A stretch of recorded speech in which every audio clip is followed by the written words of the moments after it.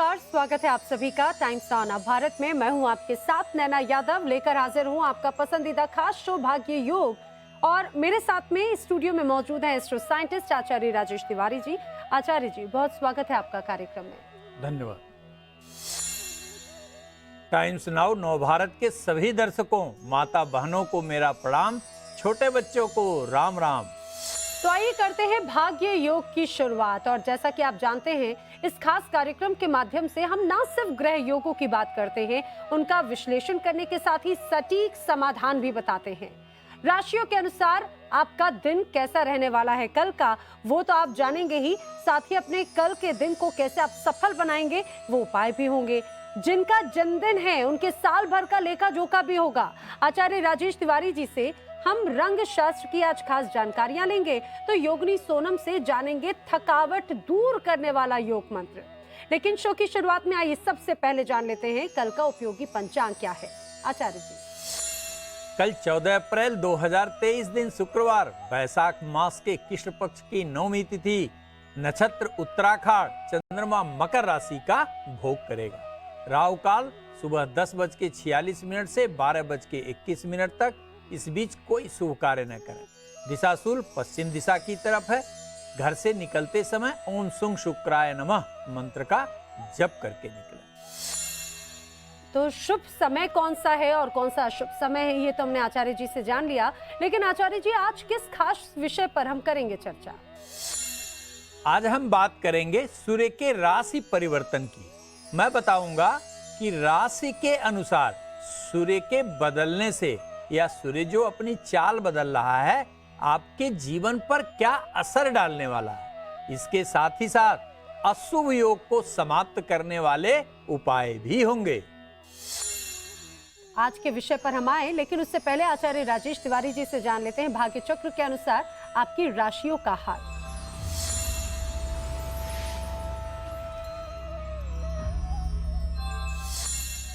आचार्य जी, भाग्य चक्र के अनुसार सबसे पहले बात करते हैं मिथुन, तुला और कुंभ राशि के जातकों की। देखते हैं कैसा रहने वाला है इनका दिन। मिथुन राशि, आज आपका रुका हुआ धन मिलेगा और संतान के प्रगति से प्रसन्नता भी मिलेगी।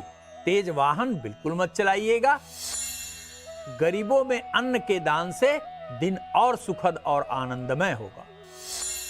सफलता का मीटर 70%, सेहत का 75% और संबंध का मीटर 80% अंक देता है।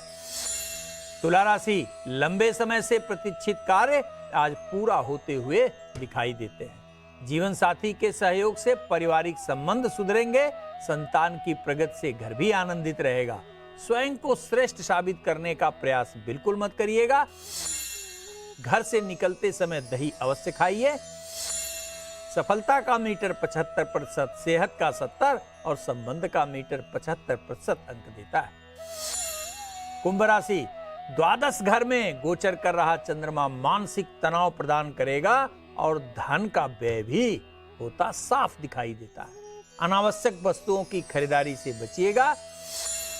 गाय के दूध से खीर बनाकर महालक्ष्मी का भोग लगाएं, दिन बेहतर साबित होगा। सफलता का मीटर 70%, सेहत का 65% और संबंध का मीटर 75% अंक देता है। आचार्य जी, जैसा कि आपने बताया कि सूर्य का राशि परिवर्तन कल से हो रहा है और खरमास भी समाप्त हो रहा है, तो सूर्य का इस राशि परिवर्तन का क्या प्रभाव पड़ेगा? देखिए, बड़ा रुचिकर है। कल दिनांक 14 अप्रैल 2023 को ग्रहों के राजा अर्थात सूर्य मीन के गोचर का त्याग करके मेष राशि में प्रवेश करेंगे। सूर्य के मेष राशि में प्रवेश करते ही पहली बात, खरमास का अंत हो जाएगा और विवाह, यज्ञ, पवित्र आदि पवित्र संस्कार करने का शुभ मुहूर्त प्रारंभ हो जाएगा। आइए अब प्रत्येक राशि के ऊपर सूर्य के उच्च होने का, अर्थात सूर्य जब मेष राशि में रहता है तो वह अपना उच्च का अर्थात सर्वश्रेष्ठ फल देता है। प्रत्येक राशि के ऊपर किस प्रकार का प्रभाव होगा, यह हम जानने का प्रयास करते हैं। मेष राशि, आपकी राशि के ऊपर ही सूर्य गोचर करेगा, जिसके कारण समाज में मान मर्यादा एवं प्रतिष्ठा की वृद्धि होगी। रुके हुए कार्य भी संपादित होंगे। शासन सत्ता का विशेष लाभ मिलेगा। उच्चाधिकारियों से अच्छा सहयोग भी मिलेगा।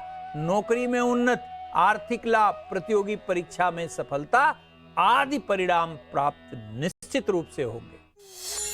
वृषभ राशि, आपकी राशि से सूर्य द्वादश भाव में गोचर करेगा, जो बहुत अच्छा फल देने वाला नहीं कहा जाएगा। सूर्य के द्वादश गोचर के कारण अनावश्यक व्यय, मानसिक चिंता, सहकर्मियों से मतभेद, उच्चाधिकारियों से मनमुटाव, अनापेक्षित जिम्मेदारी के आने के कारण परेशानी, नौकरी में समस्या तथा घर के बड़े बुजुर्गों से मानसिक मतभेद की स्थिति उत्पन्न हो सकती है।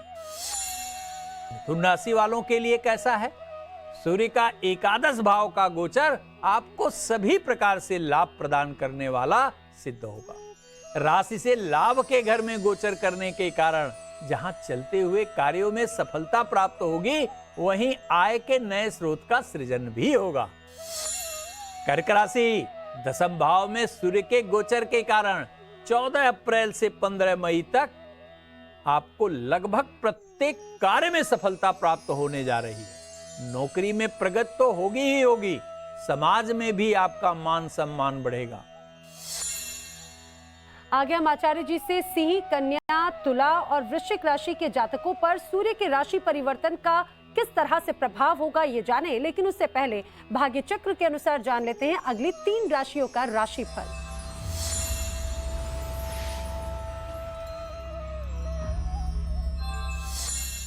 तो आचार्य जी, भाग्य चक्र के अनुसार अब बात करते हैं मेष, सिंह और धनु राशि के जातकों की। कैसा रहने वाला है इनका कल का दिन? मेष राशि, राशि से दशम चंद्रमा का गोचर आर्थिक क्षेत्र में इच्छा के अनुरूप सफलता देता हुआ दिखाई देता है। साथ ही परिवार के सुख के लिए भी अच्छा समय यह कहा जाएगा। जल्दबाजी में कोई कार्य न करें। गरीबों को धन का दान दें। दिन के सभी कार्य सफल होंगे। सफलता का मीटर 70%, सेहत का 80% और संबंध का मीटर 75% अंक देता है। सिंह राशि, रोग तथा शत्रु के घर का चंद्रमा कार्य में अवरोध उत्पन्न करेगा, इसलिए आज किसी नए कार्य को करने से बचना चाहिए। अनियमित दिनचर्या आपको बीमार भी कर सकती है। आज के दिन को सुखद बनाने के लिए मीठी वस्तु का दान करें। सफलता का मीटर 65%, सेहत का 65% और संबंध का मीटर 70% अंक देता है। धनु राशि, परिवार में सुखद स्थिति के लिए आज प्रयास करना पड़ेगा। धन के लिए किया गया कार्य निश्चित रूप से सार्थक होगा। अपनी क्षमता से अधिक व्यय करने से बचिएगा। गरीबों को आर्थिक दान देकर दिन के सभी मनोरथ पूर्ण कर सकते हैं। सफलता का मीटर 65%, सेहत का 75% और संबंध का मीटर 65% अंक देता है। आचार्य जी, अब सिंह, कन्या, तुला और वृश्चिक राशि के जातकों के लिए जान लेते हैं कि सूर्य का परिवर्तन इन पर कैसा प्रभाव डालेगा। सिंह राशि, भाग्य की राशि में उच्च के सूर्य के गोचर के कारण यह माह अर्थात 14 अप्रैल से 15 मई आपको विशेष सफलता दिलाने वाला सिद्ध होने जा रहा है। कन्या राशि, 14 अप्रैल से 15 मई का समय आपके लिए सावधानी एवं सतर्कता बरतने का समय है। राशि से अष्टम भाव में गोचर करने वाला सूर्य कदम कदम पर शारीरिक, मानसिक एवं आर्थिक समस्या उत्पन्न करेगा। तुला राशि, जीवन साथी के घर में सूर्य का गोचर आपको मिक्स रिजल्ट देगा। एक तरफ सूर्य जहां आपको आर्थिक तथा व्यवसायिक सफलता प्रदान करने में सहायता प्रदान करेगा, वहीं जीवन साथी के साथ मतभेद, अस्वस्थता के कारण समस्या, तेज क्रोध के कारण विवाद की स्थिति भी उत्पन्न कर सकता है। वृश्चिक राशि, राशि से छठे भाव में सूर्य का गोचर आपको निश्चय ही लाभदायी फल प्रदान करने वाला सिद्ध होगा। विशेष रूप से कार्य में आ रही बाधा का समापन करेगा, रुके हुए कार्य शुरू कराएगा और नए कार्य का अवसर भी प्रदान कराएगा। आगे हम आचार्य जी से धनु, मकर, कुंभ और मीन राशि वालों के लिए भी सूर्य के राशि परिवर्तन का प्रभाव जानेंगे, लेकिन उससे पहले भाग्य चक्र के अनुसार जान लेते हैं अगली 3 राशियों का राशिफल।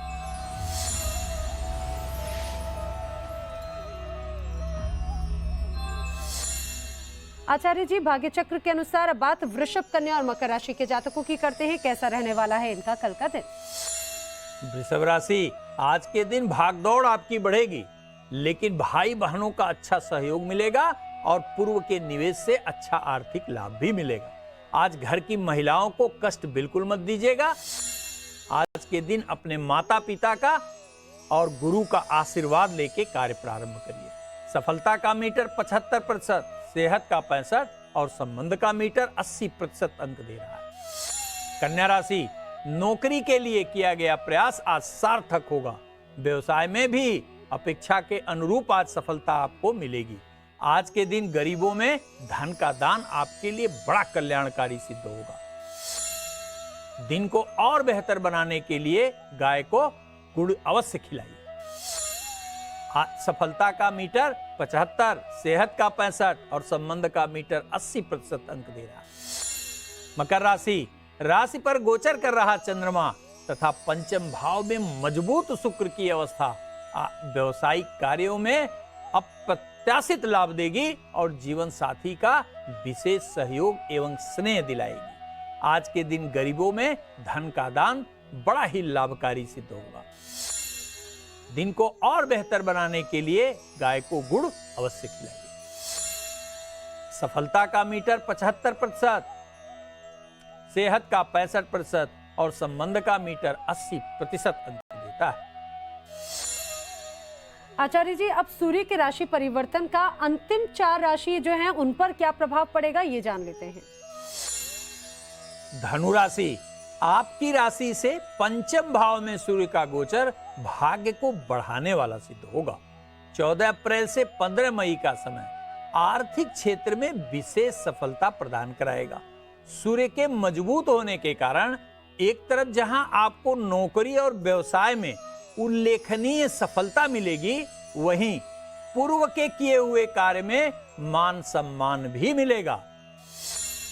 मकर राशि, आपके सुख के घर में उच्च के सूर्य का गोचर अच्छा नहीं कहा जा सकता। उच्च के सूर्य के कारण चिंता का बढ़ना, चलते हुए कार्य में रुकावट, परिवार के सदस्यों में मतभेद, अनावश्यक विवाद की स्थिति का उत्पन्न होना, माता के स्वास्थ्य को लेकर समस्या और भूमि से संबंधित विवाद की स्थिति उच्च का सूर्य उत्पन्न कर सकता है।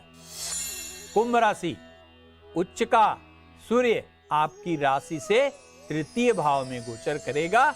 14 अप्रैल से 15 मई तक सूर्य का गोचर आपको लगभग हर क्षेत्र में सफलता प्रदान कराने में सक्षम कहा जाएगा। सामान्यतः राशि से तृतीय भाव में पापग्रह का पाया जाना बेहद लाभकारी परिणाम प्रदान करता है, परंतु सूर्य के उच्च का हो जाने के कारण चुनौतीपूर्ण कार्यों में विशेष सफलता प्राप्त होगी। मीन राशि, आपकी राशि से धन भाव में उच्च के सूर्य का गोचर कुछ अच्छा और कुछ बुरा परिणाम प्रदान करने वाला कहा जाएगा। एक तरफ सूर्य आपको आर्थिक मामलों में थोड़ी सफलता देने के साथ साथ नौकरी में प्रोन्नति और इच्छित परिवर्तन प्रदान कराएगा, लेकिन पारिवारिक मामलों में आपके लिए नकारात्मक फल प्रदान करने वाला भी कहा जाएगा। आगे बात उनकी भी होगी जिनका कल जन्मदिन है आचार्य जी, बात उनकी भी करेंगे, लेकिन उसके पहले बात कर लेते हैं भाग्य चक्र के अनुसार अंतिम 3 राशियों की, यानी कि देखते हैं कर्क, वृश्चिक और मीन राशि के जातकों का कैसा रहने वाला है कल का दिन।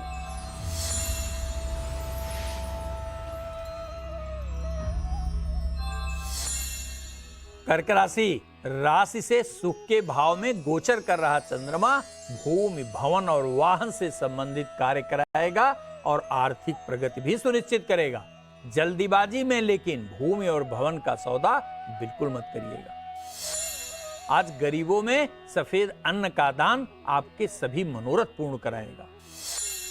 सफलता का मीटर 70%, सेहत का 75% और संबंध का मीटर 80% अंक दे रहा है। वृश्चिक राशि, साझेदारी के व्यवसाय में लाभ की स्थिति बनेगी और जीवन साथी या लवमेट के सहयोग से कोई बड़ा कार्य आज आपका हो सकता है। किसी का कार्य करके एहसान बिल्कुल मत जताइए। गरीबों में अन्न का दान करिए, दिन के सभी मनोरथ पूर्ण होंगे। सफलता का मीटर 70%, सेहत का 65% और संबंध का मीटर 75% अंक देता है।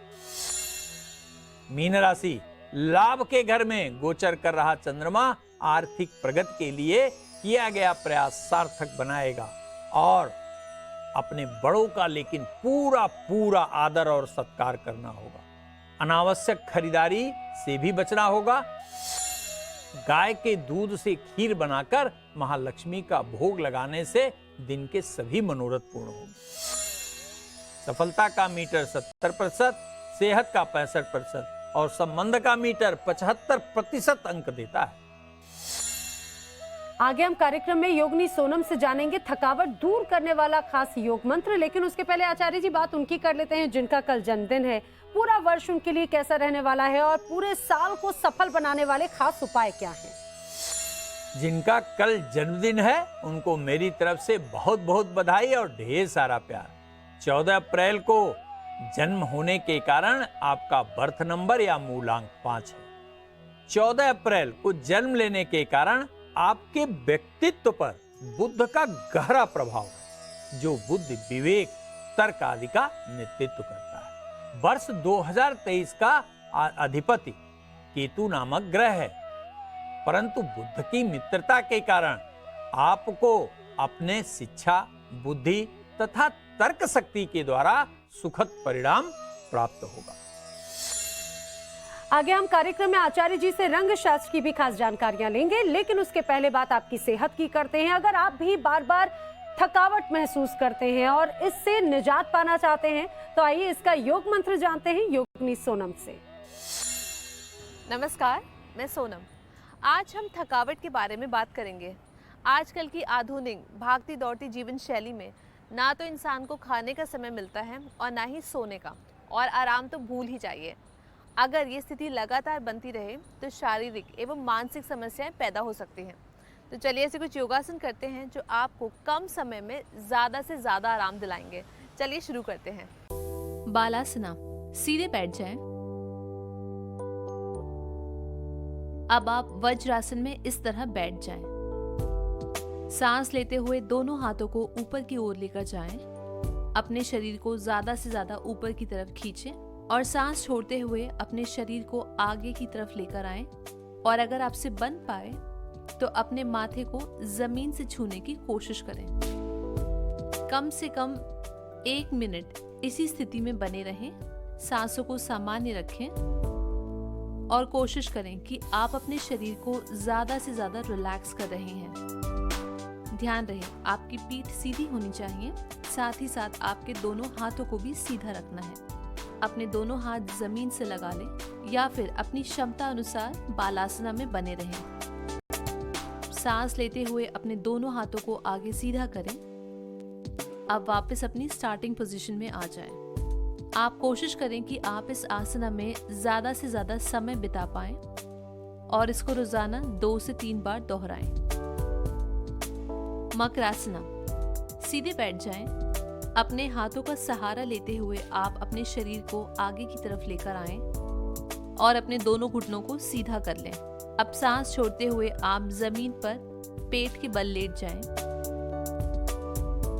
और अपने सर को इस तरह अपने हाथों पे रख दें और अपने दोनों पैरों में कम से कम आधे से पौने फीट की दूरी बना लें। आप कोशिश करें कि आप मकरासना में कम से कम 1 मिनट या फिर आपकी क्षमता के अनुसार रह पाएं। ध्यान रहे इस आसना में आपको अपनी सांस गहरी रखनी है और सांसों को रोकना नहीं है। अपनी क्षमता अनुसार या कम से कम 1 मिनट के बाद हाथों का सहारा लेते हुए इस तरह आप अपनी वापस स्टार्टिंग पोजीशन में आ जाएं। ये दोनों ही आसना आपकी थकान मिटाने के लिए कम से कम समय में काफी कारगर हैं। आप कोशिश करें कि आप ज्यादा से ज्यादा समय इस आसना में बिता पाएं।